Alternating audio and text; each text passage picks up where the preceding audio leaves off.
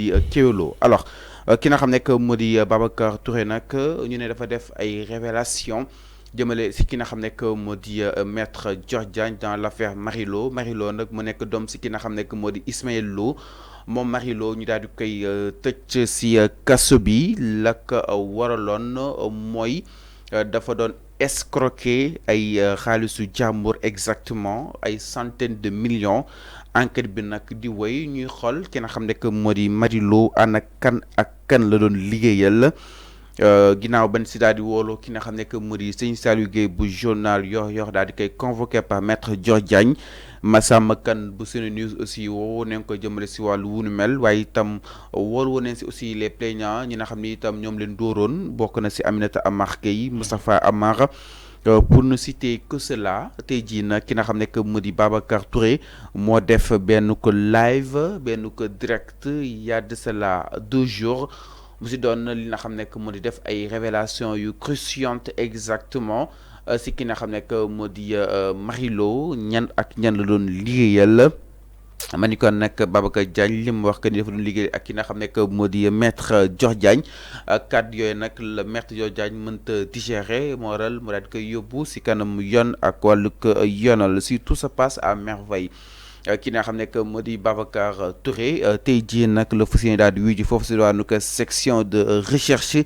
alors moom ginnaaw bu mu daa jotee boobu des convocation kàddu yi nga xam ni itam yëkk na ko si moom ki nga xam ne que moo di Babacar Touré nee na juste donner la parole à des gens qui ont été escroqués par Marie Lo nee na dafa joxe kàddu ña nga xam ni itam ñoom la Marie Lo daal di escroquer loolu nag moo daal di xóot ba daal di yegsi si ki nga xam ne que moo di maître Dior Diagne jàpp na ni dafa nekk dans l'exercice de ses fonctions moom ki nga xam ne que moo di maître Dior Diagne nag wóolu na ko foofu si doonu ko li nga xam ne que moo di section de recherche bu Colobane ma leen fàttali du moom rek moo fa daal di jot a jaaragum sëñ Saliou Guèye jaar na fa pour diffamation Massamba Kane aussi jaar na fa bu Sene News Aminata Amar Gueye Moustapha Amar pour ne citer que l'affaire Marie Lo amaan na yenn proportion yenn aussi li nga xam ne que moo di tolluwaay Arfan.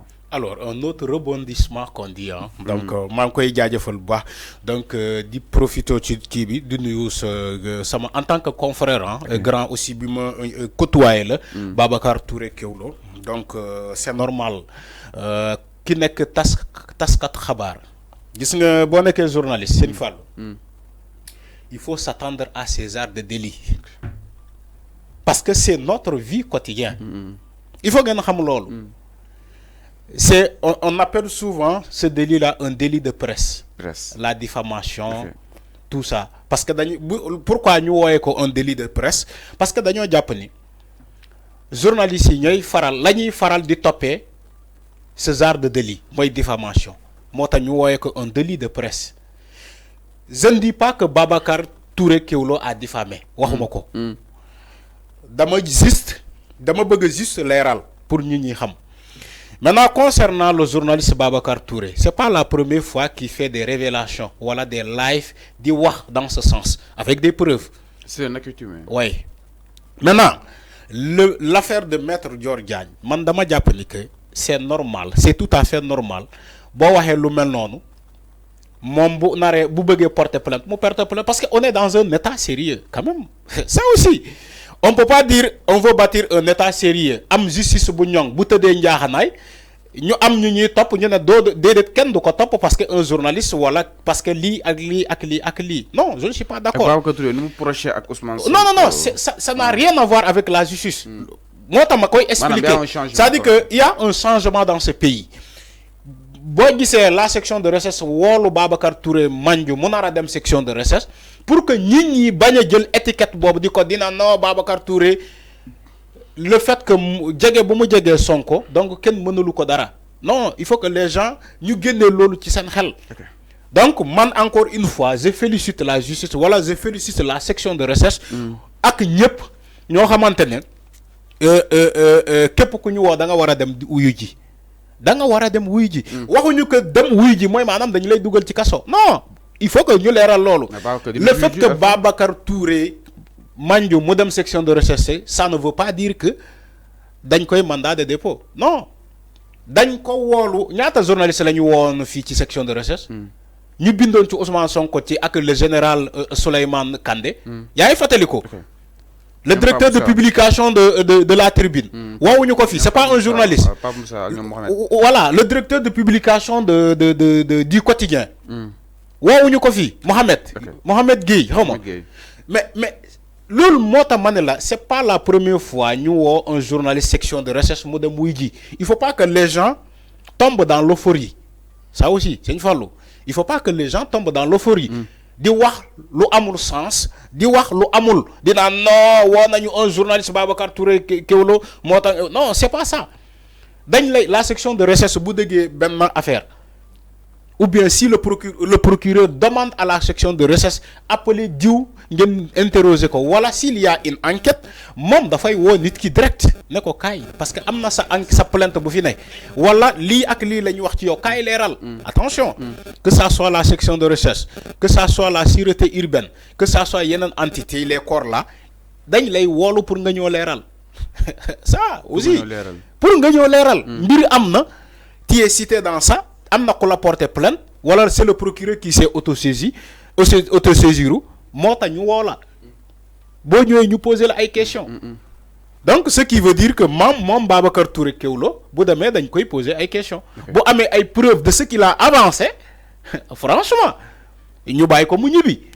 Donc dans ce cas l'autre là la ñuy mettre les kii moom maître Dior Diagne bu fekkee Babacar Touré dafa am lu ko leer ci lu mu waxal maître Dior Diagne dans ce cas moom tamit il risque un danger moom maître Dior Diagne parce que munoo jàppale nit attention munoo jàppale nit dans une affaire comme ça d'escroquerie attention escroquerie la ñu wax ñu escroquer ay nit à valeur de millions ñu cité là dans cette affaire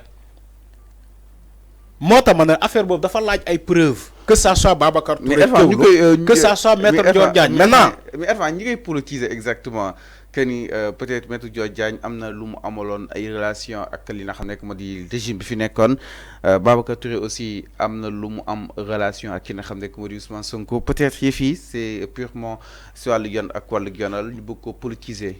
Malheureusement ci contexte boobu la ñu nekk. moo tax j'ai pris le soin d'expliquer c'est pas parce que maître Dior Diagne nguur Macky Sall bu fi nekkoon dafa c'était un proche de ce régime, le régime de Macky Sall, et aujourd'hui Babacar Touré Kewlo est un proche de Ousmane Sonko. Mota ñi di ko politiser.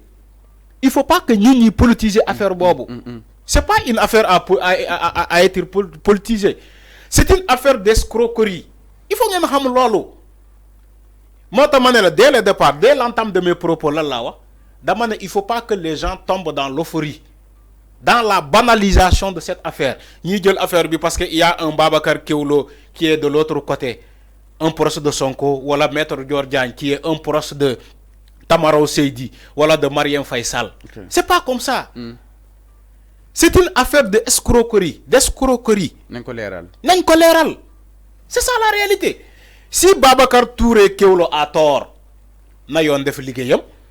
Si Babacar Touré, par exemple, a raison et il a des preuves de ce qu'il avançait sur Maître Dior Diagne, nañu leeral affaire bi. De l'autre côté aussi. Foofu la bëgg Sénégalais xam.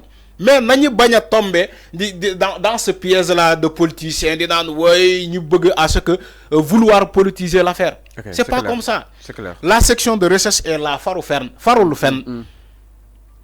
Alors bon, en fait, su ma nee farul fenn, de ce qu'on sait de ces gendarmes-là, waruñu far fen te je sais que faruñu fen, que ça soit la sûreté urbaine faruñu fen, dañuy woo ñëw nga toog interroger la sur l'affaire. Okay.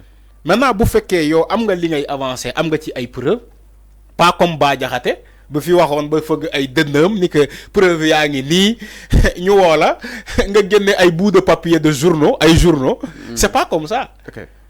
Man je sais que en tant que journaliste d'investigation, man su ma naree jàppale par exemple, man je suis qui est mon confrère direct. Mais c'est évident. Dans tous les corps de métier c'est comme ça. Alors, c'est clair. Bon naree soutenir man Arfan en tant que journaliste je soutiens Babacar Touré, mais c'est pas comme ça que je vais le soutenir. Même dama gëm ni que il a des preuves de ce qu'il a avancé.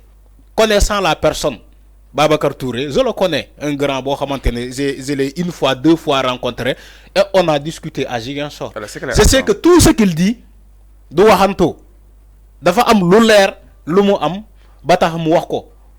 Donc maa ngi koy xaar ci tey à la section de recherche, je sais que ils vont le libérer parce que il a des preuves de ce qu'il avançait.